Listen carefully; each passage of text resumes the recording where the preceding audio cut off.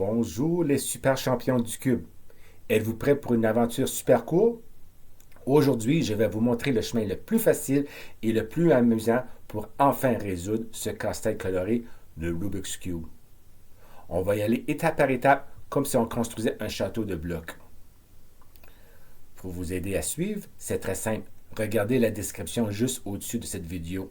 Vous trouverez un lien vers un petit cahier secret, un document PDF que vous pouvez imprimer pour vous entraîner. Vous trouverez aussi un guide en ligne, un Google Slide que vous pouvez regarder sur votre tablette ou votre ordinateur. Ce sont vos cartes au trésor. N'oubliez pas, cette vidéo a des chapitres magiques. Si vous allez revoir juste l'étape de la croix blanche ou l'étape 5, orientation des coins supérieurs, vous n'avez qu'à cliquer pour y aller directement. Alors, respirez fort, accrochez-vous et c'est parti pour résoudre ce cube Rubik's. Bonne chance, l'aventure commence maintenant. Bon, avant de pouvoir résoudre le cube, il y a certaines techniques qu'on doit apprendre. Puis la première, c'est comment de bien tenir le cube. Afin d'éviter des erreurs, on va tenir le cube avec la main gauche. On va tenir fermement, mais sans trop le serrer. Le but, c'est juste de pas l'échapper. La main droite, c'est elle qui va faire le travail. Plus tard, après quelques résolutions, vous pourrez utiliser la main droite, la main gauche aussi. On va faire tout avec la main droite juste pour apprendre. L'important, c'est toujours de maintenir le jaune en haut et le blanc en bas. Évitez de tourner le cube juste pour voir ce qui se passe, là, OK? Si tu le tiens, si tu le tournes de même, en gardant dans la position, c'est pas grave, mais je veux éviter de faire ça ici. Surtout pendant une séquence, c'est là que les erreurs arrivent. Donc, on veut les éviter. Parlons maintenant comment des mouvements. Le cube, un côté droit, un R, un L, un up, un D for down, face, un F, et un B. Sorry. Bottom, non, down and back. Donc, right, left, up, down, front, back. Nous, on va utiliser des petits dessins qui illustrent mieux. Voici les mouvements R, qui est dans le sens ordinaire de l'aiguille d'une horloge. Le R' ou l'apostrophe, c'est dans l'autre direction. Moi, pour raison de simplicité, je veux dire un R ou un R vers le bas, parce que je prends ce cube-là et je le mets vers le bas. R2, pas différent de quelle direction tu le fais, pourvu que tu le fais, puis c'est identifié par les deux flèches sur le dessin. Les L, voici le L, sens aiguille ordinaire de l'aiguille d'une horloge, ou le L vers le bas, et le L vers le haut, ou L'. U, sens ordinaire de l'aiguille de l'horloge, ou U', ou U vers la droite. U vers la droite, U vers la gauche. Face. Face ordinaire de l'horloge, face prime ou face vers la gauche. Face vers la droite, face, et aussi des doubles faces. Bon, il y a aussi des mouvements pour le B et le back and the down. Moi, je ne s'en sert pas ici dans notre solution, donc j'en ferai pas de démonstration. Face, étape 1, croix blanche en bas. Donc, je m'assure de tenir le cube avec le jaune en haut et on va faire la méthode Marguerite. Il s'agit, on monte les arêtes blanches sur la couche supérieure pour faire une marguerite. On tourne la couche du U pour aligner la deuxième couleur du pétale avec le même centre de la couleur. On fait une double rotation pour faire descendre l'arête et on répète avec les trois autres arêtes. À la fin, on devrait avoir une croix blanche avec des arêtes alignées avec les centres correspondants. Bon, j'ai déjà ma première pétale est déjà là. Et j'aime qu'il soit en arrière parce que ça va les protéger contre les mouvements de R ou de F. Je cherche les autres pétales. Je vais les voir en dessous parce que c'est plus facile. J'ai un blanc en bas et je vais faire un demi-tour pour le mettre en haut. Et rendu en haut, je vais mettre à la gauche, tourner le U vers la gauche, vers la droite, pardon, pour protéger ces deux morceaux-là contre les mouvements de R et de F. Je regarde, y en a-tu d'autres? Non. Je n'ai un ici. Je le mets à la position et je le remonte. Protège, parce que, encore, je fais souvent des mouvements de face, de R. Ah, il y en a un en dessous à cette heure. Je le remonte. Ma marguerite, elle est faite. J'ai mon centre jaune et mes 4 pétales. Là, il faut s'assurer que mes centres... Oh, wow! Les deux sont déjà faits. J'ai une pétale ici. Rouge avec rouge, je le mets en bas. Vert avec vert, je le mets en bas. Bleu est avec orange, c'est pas bon ça. Je vais mettre le bleu avec le bleu en faisant des mouvements de U et je le mets en bas. Là, mais avec l'orange, je le mets en bas. Et si je tourne le cube de bord, vous voyez, j'ai une croix blanche avec des centres bien alignés.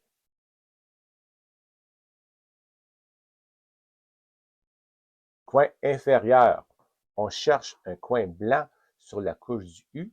On tourne U pour l'amener juste au-dessus de ces 3 centres, le centre du bas avant droit.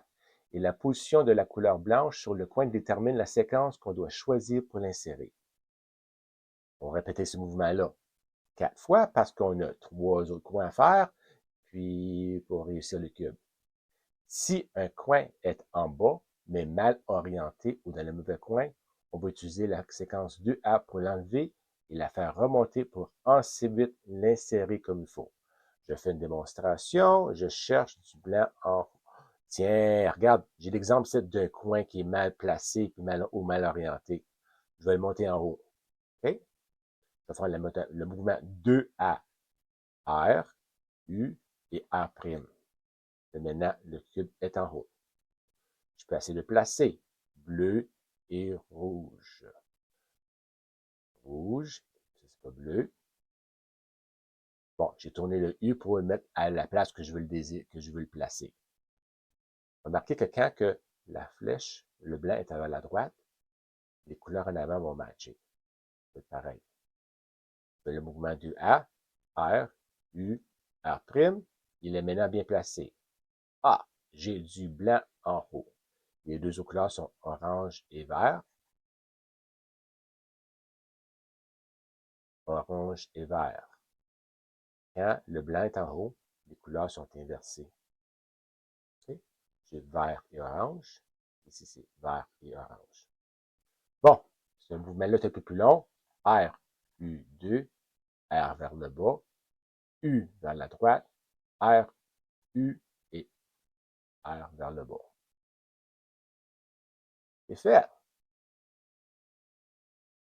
Tiens, j'ai un qui est mal. Bon, on va voir.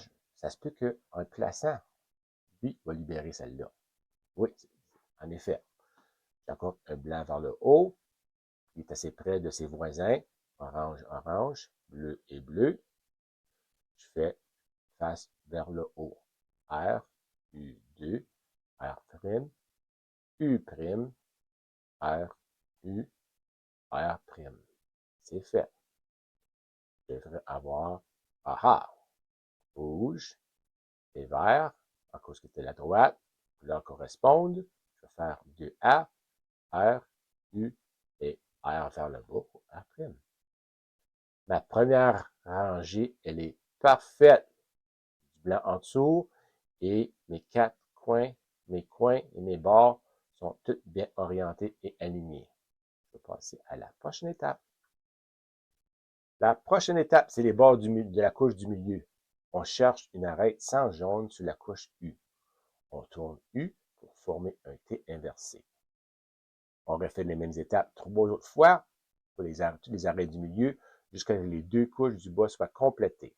Si on trouve une arête mal placée ou mal orientée, on utilise la séquence 3A pour l'enlever et faire remonter en U pour ensuite l'insérer correctement. Ah, j'ai un exemple ici. Lui, la bonne place, mais mal orienté. Je vais faire un 3A. R', excusez, R', U', R', U vers la droite, R vers le bas, U, R, U et R. Le cube qui était là est maintenant rendu ici.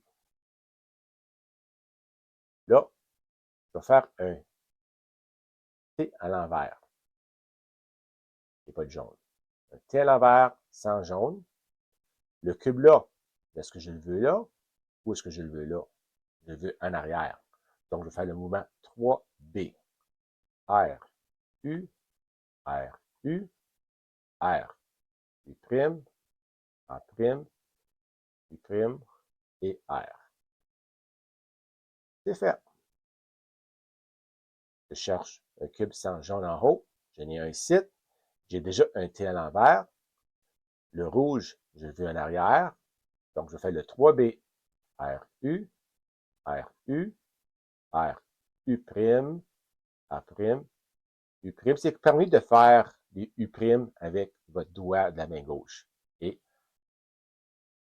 donc, oui, c'est possible de faire ces mouvements de même là pour rendre un peu plus vite.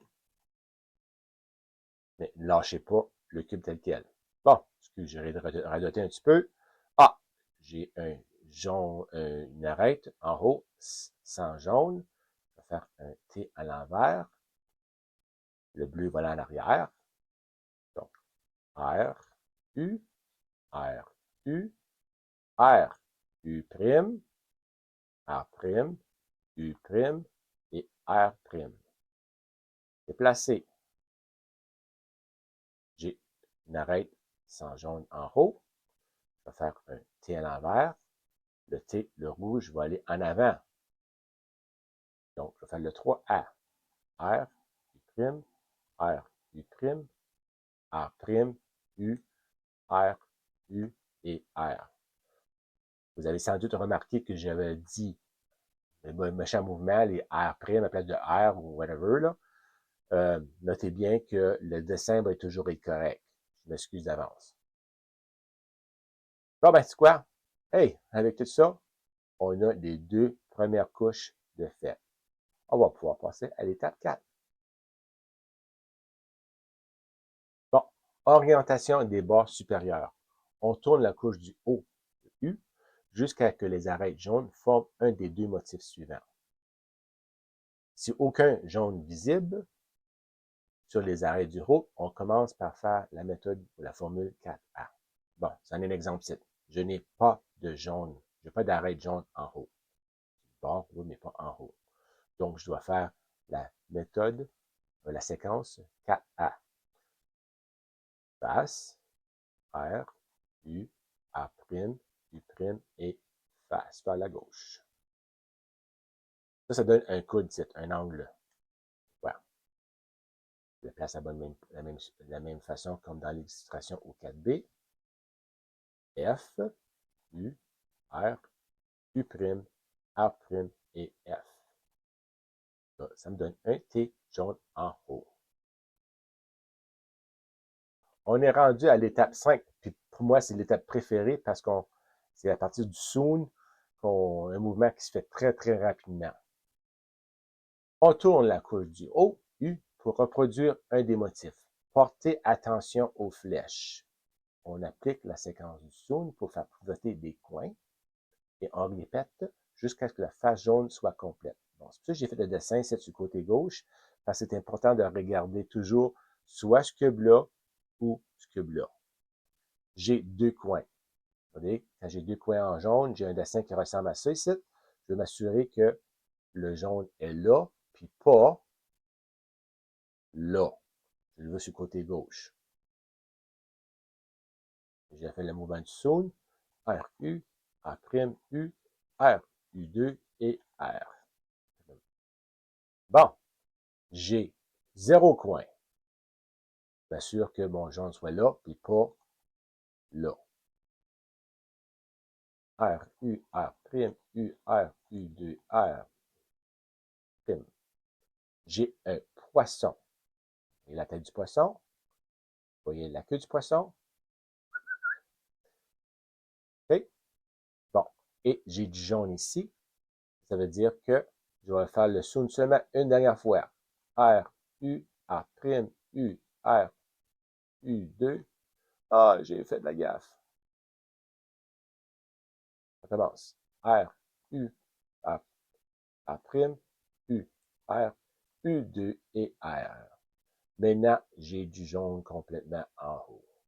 Je peux passer à la prochaine étape.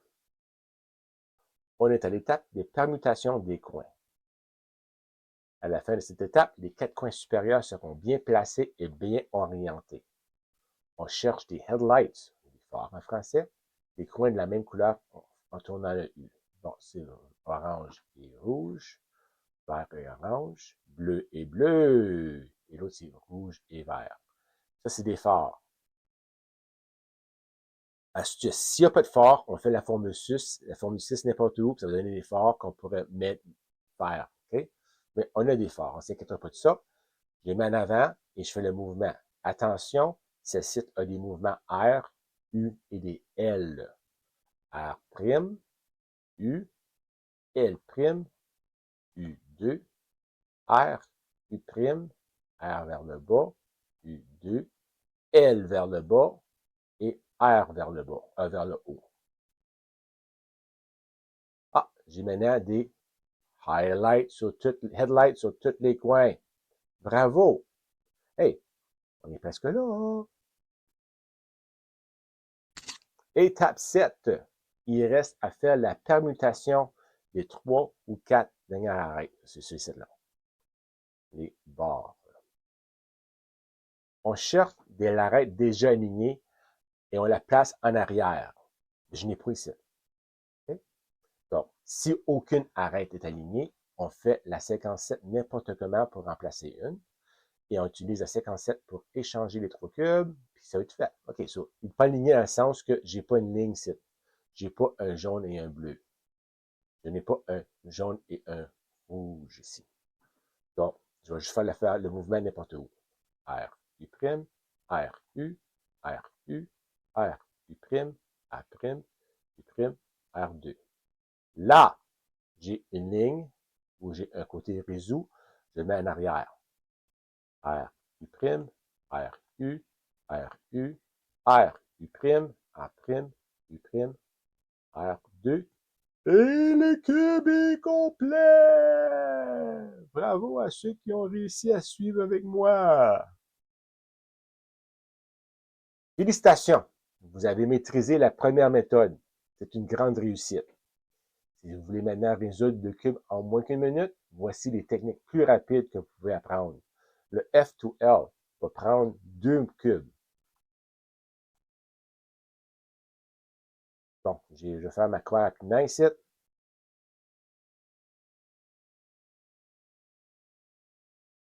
suis même pas en train de faire la marguerite, mais je suis un peu en train de faire la marguerite. Vous voyez, j'ai 3 points de fait. Je vais chercher en dessous pour mon dernier joint. Point, il est là. Je vais m'assurer que c'est bien aligné. C'est fait, ça c'est fait. Ça, c'est pas fait. Je le mets en dessous. Je mets les deux couleurs ensemble, le bleu et le bleu, là. On cherche le rouge. Je mets le rouge avec le rouge.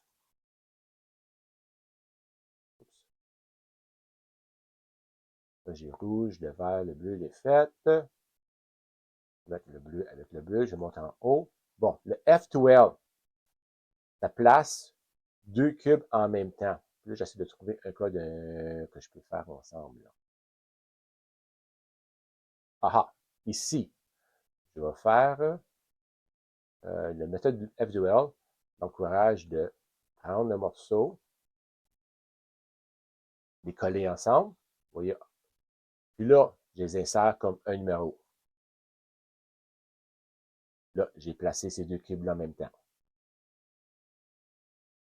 Ici, je cherche un autre rouge, le bord rouge-bleu, il est là. Donc, si je peux faire ça ici, là, je peux prendre le rouge et le bleu, le rouge et le bleu, l'accrocher pour qu'ils soient ensemble, ensuite l'insérer. Oui, j'ai fait 2 coups en même temps. Ici, j'ai 2 coupes, ils sont séparés, il faut que je les sépare un petit peu. C'est ça qui est un peu difficile, là. Je peux prendre, l'accrocher et l'insérer en même temps. Et, en tout cas, vous avez compris. Après ça, on va faire la méthode ToLookOL. C'est une méthode plus rapide qui demande seulement 2 étapes avec 10 algorithmes pour résoudre toute la face jaune. Avant, c'était les étapes 4 et 5, qu'on devait répéter souvent les mouvements soon ou d'autres mouvements. Il y a aussi le mouvement Look, ToLook PLL, une méthode rapide qui utilise seulement 2 étapes pour 6 algorithmes pour orienter et placer les coins et les barres. Mais si vous êtes le All-Time Speedcuber, vous pouvez apprendre les 57 algorithmes qui OLL, qui est tout mettre en jaune, et les 21 algorithmes pour les mettre à la bonne orientation. Accrochez-vous, parce que le voyage fait juste commencer.